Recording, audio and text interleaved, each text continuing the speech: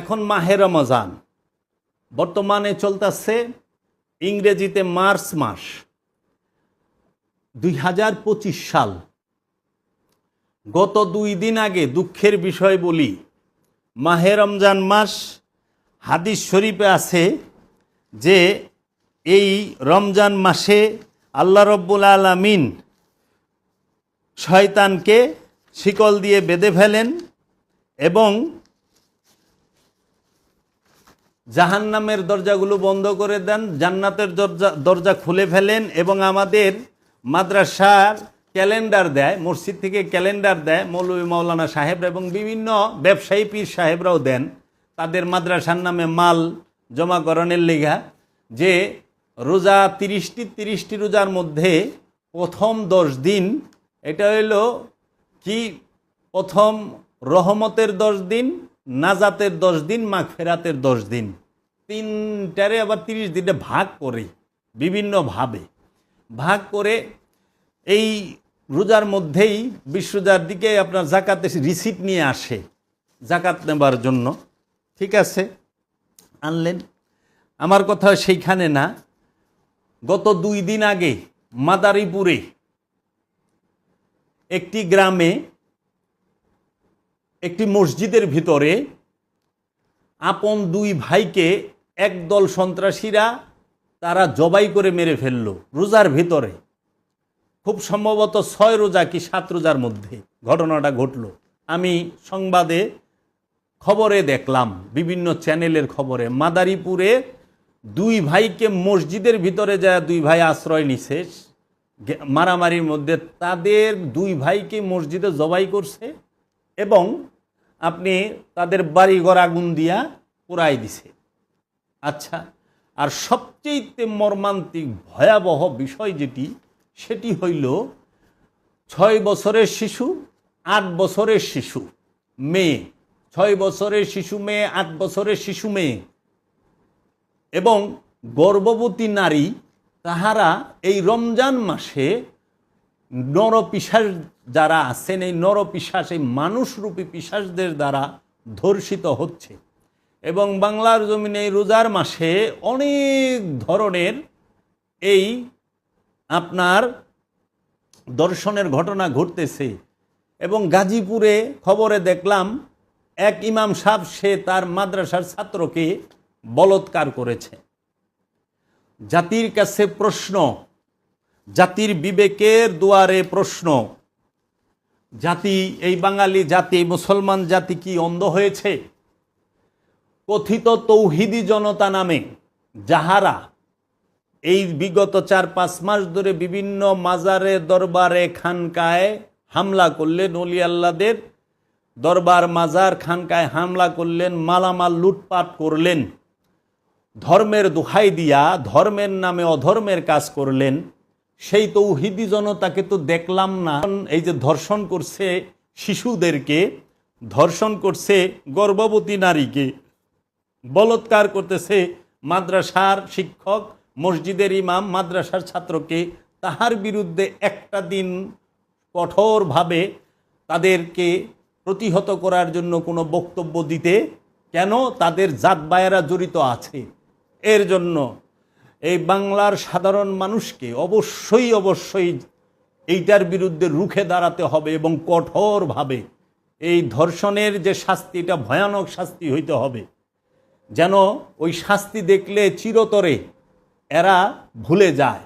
তা আমার কাছে কথা, এই জেনা, ধর্ষণ, এই খুন খারাপি, মারামারি, হানাহানি, রক্তপাত, চুরি, ডাকাতি, ছিনতাই, রাহাজানি, এই সমস্ত কিছু শয়তানের কুমন্ত্রণায় করা হয়। এবং যে মাদ্রাসার ইমাম সাহেব গাজীপুরের গণধোলাইয়ের সম্মুখীন হয়েছিলেন, তাকে পুলিশ জিজ্ঞাসা করেছে যে আপনি বলৎকার করলেন কেন ছোট শিশু ছেলেকে? তিনি বললেন, শয়তানের ওয়াসওয়াসায় করে ফেলেছি, শয়তানের ধোকায় করে ফেলেছি। রমজান মাসে শয়তান তো বান্দা, আল্লাহ শয়তানের শিকল দা বান্দা রাখছে। আপনারাই সারা বছর ওয়াজ করেন, আপনি ইমাম সাহেবরে যদি শয়তানে ধোকা দেয়, মুসল্লির হাল কি হইব? মুসল্লি কি করব? এর জন্য এই বলৎকার থেকে এই সমাজকে, এবং এই ধর্ষণ থেকে সমাজকে রক্ষা করতে হবে এই সমাজের মানুষকেই, এই দেশের জনগণকেই। কোরআনুল মাজিদে মুসল্লির 8টা গুণ বলা হয়েছে। সেই মুসল্লির 8 গুণের বলা হয়েছে সূরা মারিজের মধ্যে 5 নাম্বার যে গুণ, সূরা মারিজের 29 নাম্বার আয়াত, 5 নাম্বার গুণ মুসল্লির, সেটা হইল ওয়াল্লাযিনা হুম লিফুরুজিহিম হাফিজুন, এবং তাহারা যাহারা তাদের লজ্জাস্থান সমূহের হেফাজতকারী। লজ্জাস্থান হেফাজত করতে হবে যারা মুসল্লি তারা। তাইলে ইমাম সাহেব সে বলৎকার কেমনে করলো? মাদ্রাসা শিক্ষক, একজন হাফেজ, একজন আলেম, সে কিভাবে বলৎকার করে, সে কিভাবে বলৎকারের সাথে যুক্ত হয়? এই কোরআনে সূরা মারিজের 29 নম্বর আয়াতে বলা হয়েছে, এবং তাহারা যাহারা তাদের লজ্জাস্থানসমূহ হেফাজতকারী। এই লজ্জাস্থান হেফাজতকারী ছেলে তো পাঞ্জাবি পিন্দা ছিল, লুঙ্গি অথবা পায়জামা পিন্দা ছিল, লজ্জাস্থান তো ডাইকিয়া ছিল। ইমাম সাহেবরও দিহি পাঞ্জাবি পরা, পায়জামা পরা, টুপি পাগড়ি সব পরা, লজ্জাস্থান তো হেরো ডাকা, কিন্তু বলৎকার হইল কেমনে? এই লজ্জাস্থান বলতে যৌন অঙ্গ না, এটা হচ্ছে এই দৃষ্টি আর মস্তিষ্ক। দৃষ্টির মধ্যে যদি খারাপ থাকে আর মস্তিষ্কের মধ্যে যদি খারাপ ভাবনা থাকে, বরকা দিয়া না, লোহা দিয়েও যদি প্যাকেট বানায় মায়ারা রাইতে রাস্তায়, সন্ধ্যায় রাস্তায়, দিনে রাস্তায় হাঁটে, তারপরও তারা বিপদের সম্মুখীন হইব। দরকার হইলে লোহা কাইটা লইব দর্শকেরা। এইরকম এর জন্য আমাদের সমাজে যেন প্রচার করা হয়, লজ্জাস্থান বলতে বলা হয়েছে দৃষ্টিকে আর মস্তিষ্ককে। যার দরুন আজকে দেখেন একটা 6 বছরের শিশু, সে তো শিশু, তার দর্শন হওয়ার কারণ কি? পোশাক। অনেকে বলে, এবং কিছুদিন আগে দেখলাম ঢাকা ইউনিভার্সিটিতে এক জাহেল, সে এক নারীকে কুরুচিপূর্ণ মন্তব্য করেছেন। তার দরুন তার বিরুদ্ধে মামলা হয়েছে, তাকে থানায় আটক করা হয়েছে। কিছু তৌহিদি জঙ্গল, এই তৌহিদি জনতারা তারে মুক্ত করার জন্য থানা ঘেরাও করছে, এবং তারে বাইর কইরা মাথায় পাগড়ি, গলায় ফুলের মালা, আর তার হাতে দিছে কোরআনুল মাজিদ। মনে হয় উনি মাত্রই ফাজিল পাশ করে বাইরে এলেন, পাগড়ি পরায় দিছে। বড় বড় আলেমগোর সাথে তাগই কেন? আপনাকে ইসলাম কখনোই কাহারও উপরে বল প্রয়োগ করার অধিকার দেয় নাই। ইসলাম কি? শান্তি। বল প্রয়োগ ইসলামে নাই। আপনি পর্দা সম্পর্কে সতর্ক করা যায়, পোশাকের শালীনতা বজায় রাখতে হয়, সেই সম্পর্কে সতর্ক করা যায়। এমনও হয় যে অন্য ধর্মের মানুষও হাঁটে, তা আপনি কি অন্য ধর্মের মানুষও জোর করে আপনার পোশাক পরাই দিবেন? এই বল প্রয়োগ তো ইসলামে নাই।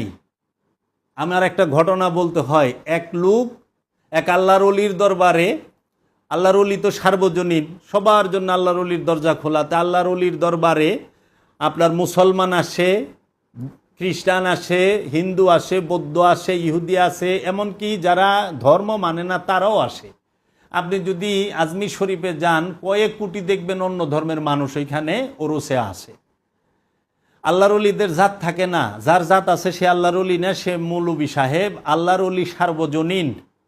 আল্লাহর ওলি হচ্ছে মানব জাতির মিলন কেন্দ্র, মাসাবাতান লিন্নাসে, মানব জাতির মিলন কেন্দ্র, জিন্দা কাবা। এ আল্লাহর ওলির দরবারে এক খ্রিস্টান লোক, তিনি গেছেন, বার আসিল শুক্রবার। এখন ঘোরাঘুরি করছে আল্লাহর ওলির দরবারে। শুক্রবার দিন তিনি দুপুরবেলা নামাজের সময় মসজিদের এন্দা ঘোরাঘুরি করতেছে, দোকান টোকানে গেছে। তো মুসল্লিরা আবার ওই আল্লাহর ওলিরে দেখা পারে না।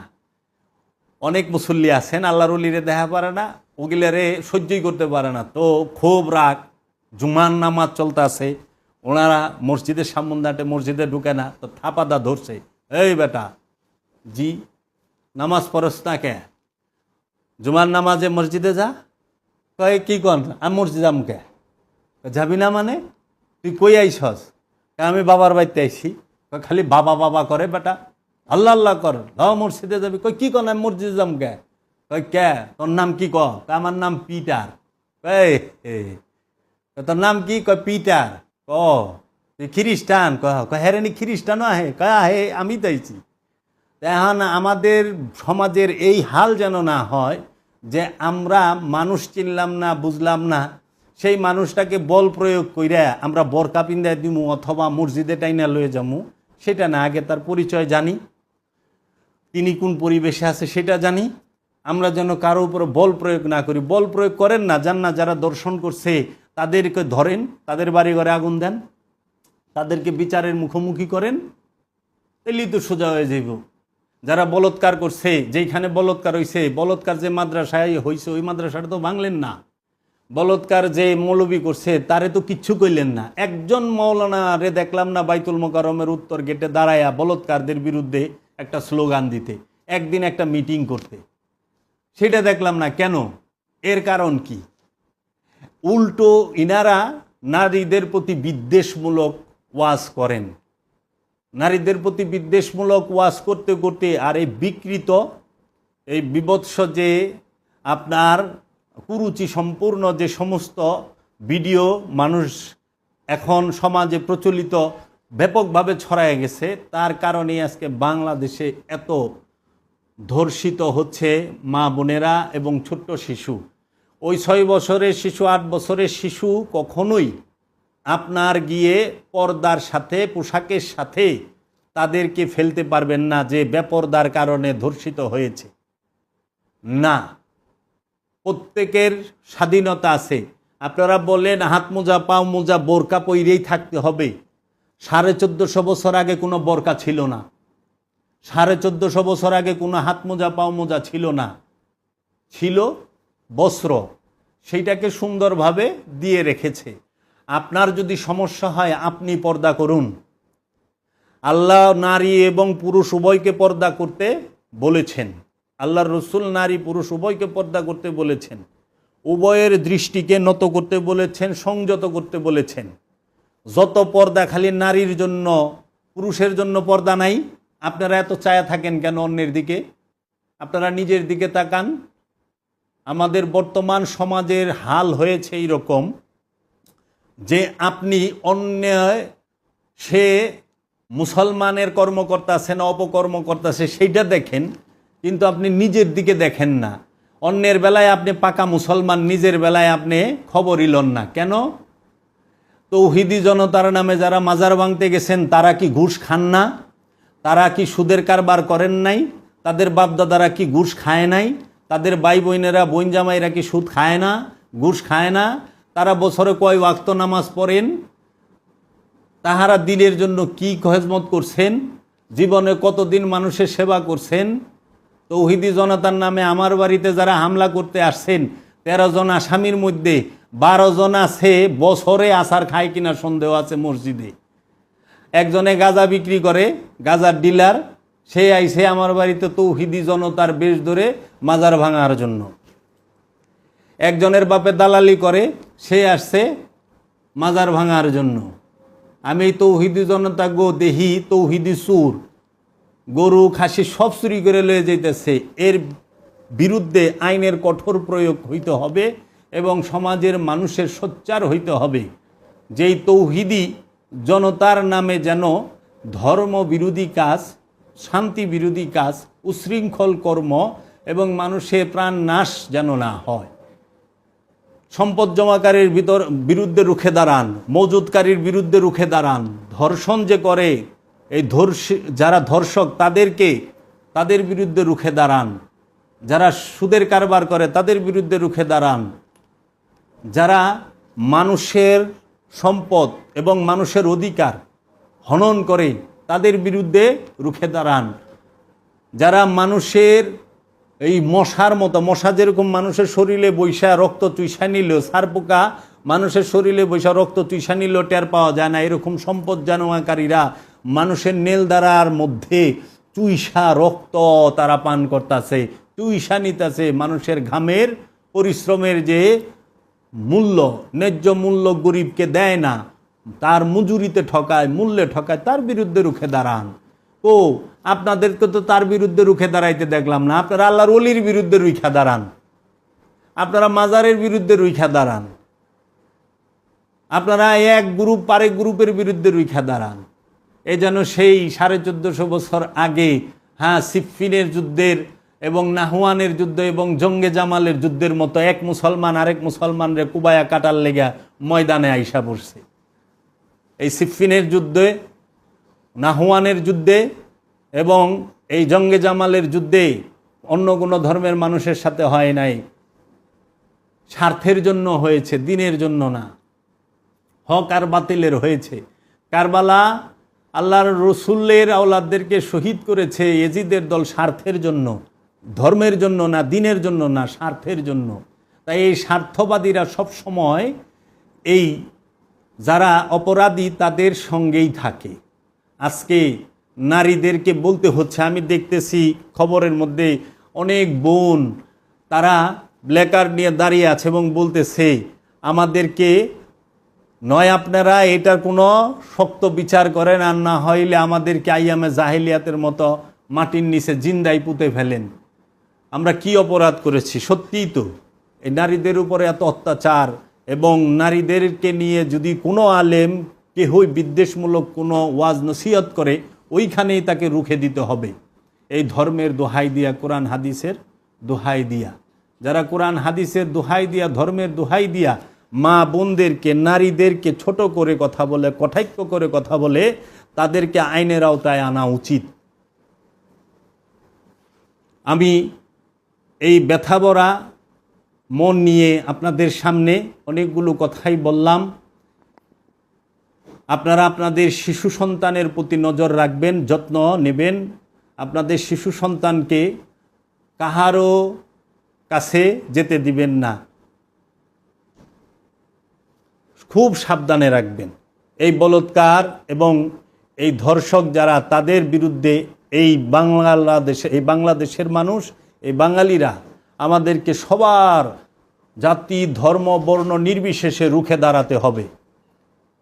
এটা আমরা আর সহ্য যেন না করি, আমরা সকলেই যেন এর বিরুদ্ধে রুখে দাঁড়াই, এবং সরকার মহোদয় যেন এর বিরুদ্ধে কড়া অ্যাকশন নেন, এবং মানুষের স্বাধীনতাকে যেন একটা গোষ্ঠী সে বন্দি না করতে পারে তাদের স্বার্থের বাক্সের মধ্যে।